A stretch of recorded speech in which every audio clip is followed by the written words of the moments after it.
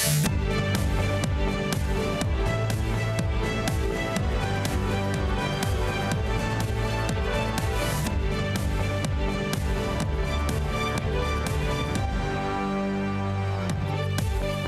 morning, and thanks for joining us on The Real Story. I'm Jenn Bernstein. I hope you all had a good Thanksgiving. Now we're officially in the middle of the holiday season, and this year, of course, has been a challenge for all of us.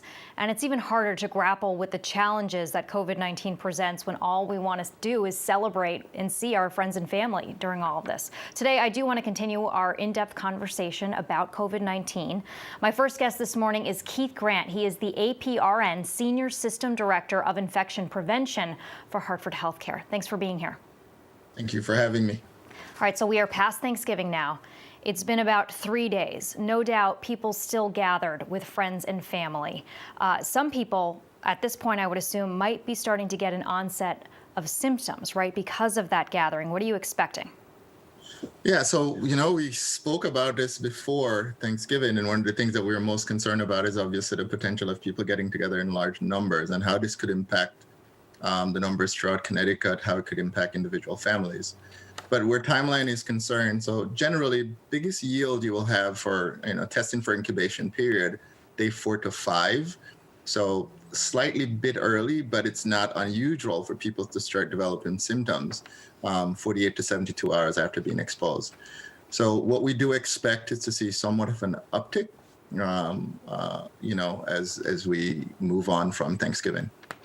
I noticed that a lot of people who are getting COVID, they hear that they're exposed to someone, right? So let's say you find out you were exposed to someone at Thanksgiving, and you immediately, a day or two, go and get tested, that those tests are coming back negative, right? And then a couple days later, they might be getting tested again, and those are coming back positive. Exactly. So that's a very, very good point, because a lot of people will get tested after exposure, and that initial negative test will give this sense of reassurance that the exposure didn't yield a true exposure, and I'm not positive. But what that is, and what you've explained, is the actual incubation period itself. Keep in mind, the incubation period can be as long as 14 days. There's some research now that's looking at shortening that actual time period, or looking at shortening the quarantine period.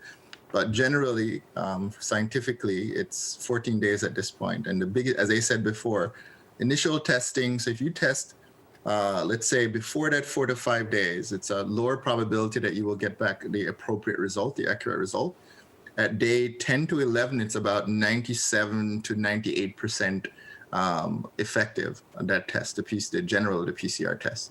Interesting. Okay, so if you found out that someone at your Thanksgiving gathering, for example, tested positive, and you, a couple days later, you test negative, and you're like, okay, phew.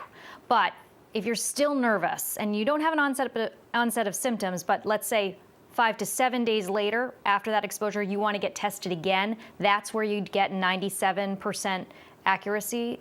You'd get, at 5 to 7 days, you'll get above 80%, closer to 90%. Okay.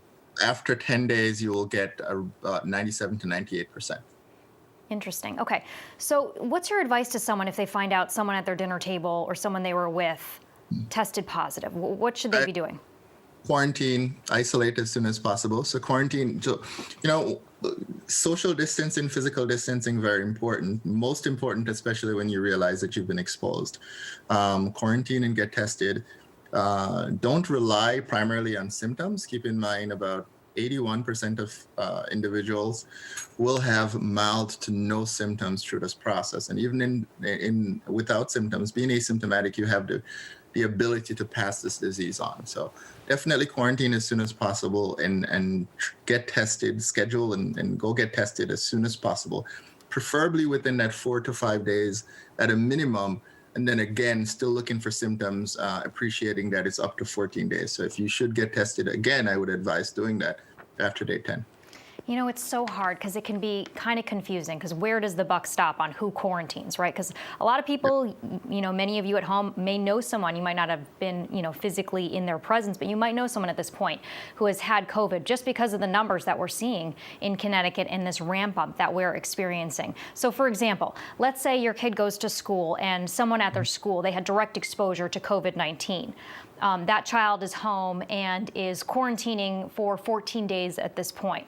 But it's hard, like as a parent, does that person have to quarantine if their child had primary exposure, or should they continue on and go to work and do all of that? So a few things on that. So it depends on what the level of exposure that the child has. And I know in the setting of schools, and especially with younger kids, it's hard to define exactly what that level of exposure is. If the child that was positive was symptomatic, that changes from a mechanical perspective, it changes the propensity of actually spreading the disease itself.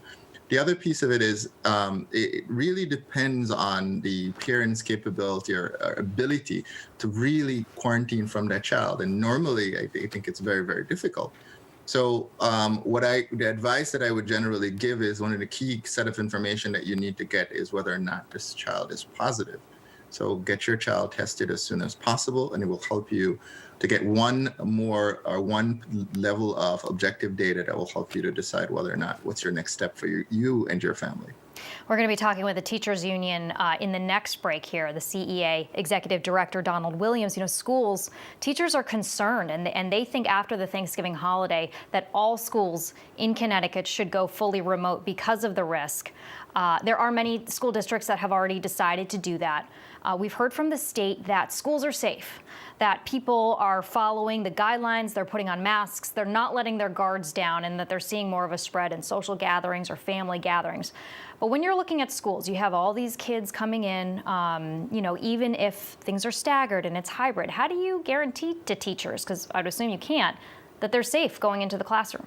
You can. There's no way for you to give a 100% guarantee. What I can say is schools, and we've worked at a number of schools throughout Connecticut, schools have done an exceptional job in ensuring safety. If you look at clusters within schools, very, very, very small number. And I think there's so much, the data is very transparent. There's very, very good evidence that schools have done an exceptional job in ensuring safety of families and of students.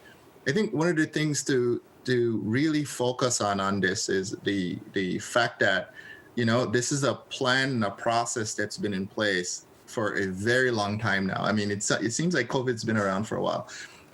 The concept of some institutions deciding to close after Thanksgiving, that's a credible approach, because what you're looking at, you're identifying that potential incubation period, and you're saying, all right, this is a chance of you have contracting something while enjoying Thanksgiving, and now we're going to keep you out to watch the incubation and appreciate the incubation period. However, I do also appreciate that a lot of schools have a significant amount of mitigation strategies in place that I believe does a very good job in protecting kids and their families. You had touched on this before, the quarantine period, and how the Centers for Disease Control and Prevention was considering shortening that time that they're asking people to stay home and self-quarantine. So right now, we've all been told 14 days. You get exposed, stay home for 14 days. Even a negative test, doesn't necessarily mean that you're in the clear. Now they're looking at, from what I was reading, 7 to 10 days. Explain why they're considering that if medical evidence shows that on day 14, you could possibly have an onset of symptoms, or you could be positive with COVID. That's correct. So, and there's a number of papers that are out right now. I think Harvard has a study, Yale has a study as well. I mean, this is also based on the use of other processes. So one of the processes to include proper testing. So if you quarantine for 14 days without getting tested, the actual yield from it is based on the studies. If you quarantine for 7 days and get tested day 1 of exposure and day 7 to 10 of exposure, the actual yield from that is as much as, if not better than, a full quarantine for 14 days. So it encourages people to test more and test more appropriately. And with that approach, you have the ability. So if everyone's exposed and you're testing them on day 0 or day 1, and you're testing them on day 7 or day 10, and the other scope is if everyone's exposed and you're saying quarantine for 14 days, keep in mind at end of the 14 days, I still have no idea if you're positive or you're negative, if the appropriate timing for testing wasn't done. So I think that approach that I assume is going to be proposed by the CDC within the next coming days, that approach within itself has different pieces to it, which include proper timing for testing. I think it could work. Interesting. Okay. Do you think that the state would follow suit? If the CDC changes, I mean, we've been following the CDC guidelines as a state, correct? Yeah, absolutely. Well, it's the interesting thing about it is if you really think about this, just pure logics without all the science and complicated languages around it. If you have someone that's within your office that's testing on day 1 and testing on day 7 or day 10, or someone that just stayed out of the office for 14 days, keep in mind if that person is positive on the 14th day, became positive on the 10th day, if we test, we're capturing about 97 or 98%. If that person comes back and is not tested and was exposed enough to be positive, you're still having someone that's exposed and positive within the house, within your work area or within the household, so to speak. Now, if the appropriate timing for testing was done, you have definitive knowledge that this person, 97 to 98% of the time, is negative. I think that's kind of the easiest way to look at it. It's a higher probability of capturing your positives. Yeah, no, that does make sense. Interesting. We've got a lot of people who are planning now for the Christmas holiday, and they're kind of crossing their fingers and hoping that they're going to be able to see their loved ones. I think a key thing here, though, is that by Christmas time, we know what the numbers are likely to show, right? Can we turn this thing around by then, or is this still a train on the tracks that's not going to be able to turn around and we should just prepare?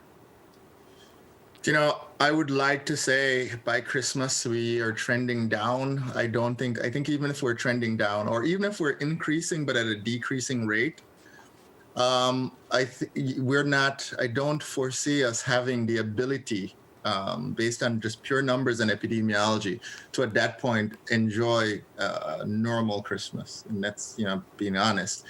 I think, however, at that point in time, so about around Christmas time, based on what we're hearing with the vaccination availability, the vaccine availability, within the next few weeks, we'll know more about this, but about the end of December, last few weeks in December, beginning of January, we should have that as a tool, and that will change. I think it changes the conversation a significant amount. Yeah.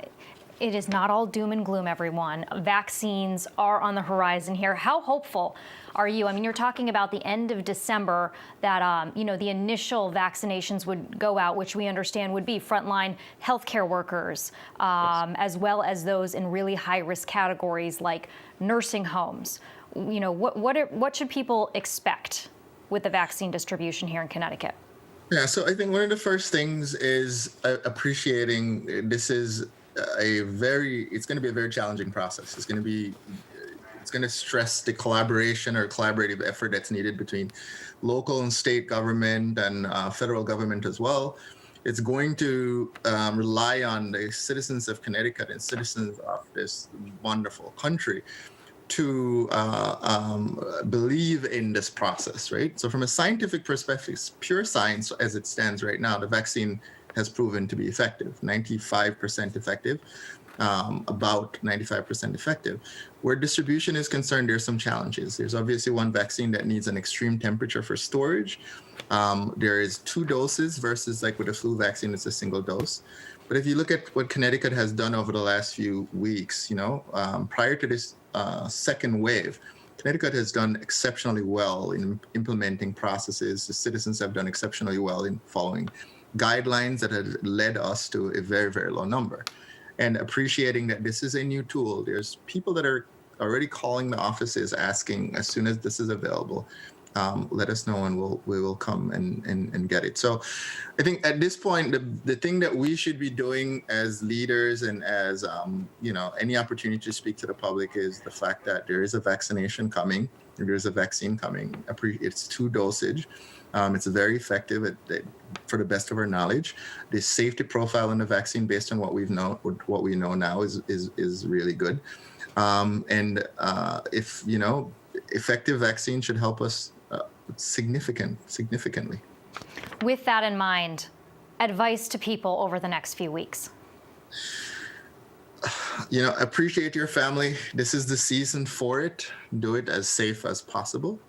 There's tools, there's information that's available if you feel like you've been exposed. Reach out to your healthcare provider, have conversation with your family. One of the things that I said in the very beginning of this, identify people within your family that are highest risk, people that are highest risk for bringing the disease in to the family group, and people who are highest risk to be impacted by the disease process, and keep those people safe and separate. And the final thing that I will say on this is, there is definitely light at the end of the tunnel, and it's not just with the vaccine. With the belief that us as healthcare providers have in the citizens of Connecticut, that we will continue to do the right thing, and we will get the numbers back to a low and manageable level. I know many people are glad to hear that and really looking forward to that. Thank you for everything you're doing as a frontline worker as well. We appreciate that so much. Keith Grant, APRN Senior System Director of Infection Prevention for Hartford Healthcare. Thank you so much for your expertise this morning. Thank you. Have a good day. All right. Bye. Be well and healthy. Still to come on The Real Story, teachers' unions calling on schools to go fully remote unless certain safety measures are met. Ahead, CEA Executive Director Donald Williams joins us.